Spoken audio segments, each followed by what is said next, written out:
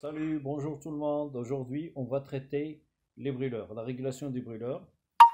Alors, nous avons des brûleurs euh, avec une régulation tout ou rien et des brûleurs modulants. Alors, j'ai pris le premier cas d'un brûleur tout ou rien première allure.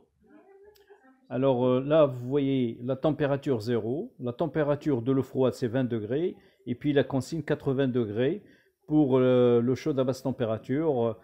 Pour les chaudières à haute température, on peut aller jusqu'à 200. Dans ce cas, la consigne peut être 200. Pour la vapeur, c'est les pressostats, c'est-à-dire 5 bars, 6 bars, ça dépend. C'est-à-dire la consigne, en fonction de la pression. Là, c'est en fonction de température. J'ai pris un exemple d'une chaudière à eau chaude.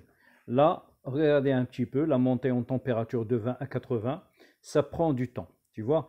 Et puis, il y a autre chose, c'est que jamais il est précise, c'est-à-dire la consigne. On n'arrive pas euh, vraiment à la consigne.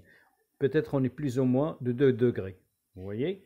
Là, le deuxième cas, c'est le brûleur tout ou rien avec 2 allures.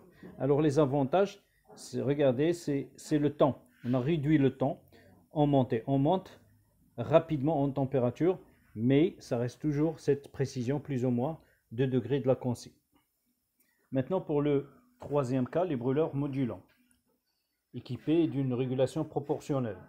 Alors, vous voyez ici, alors, toujours on monte en température rapidement, mais regardez, c'est pas la peine parfois de monter jusqu'à 80.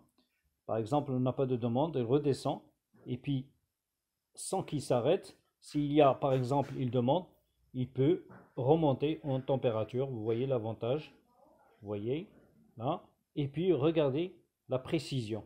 Il est plus précis avec la consigne. Voilà, merci beaucoup.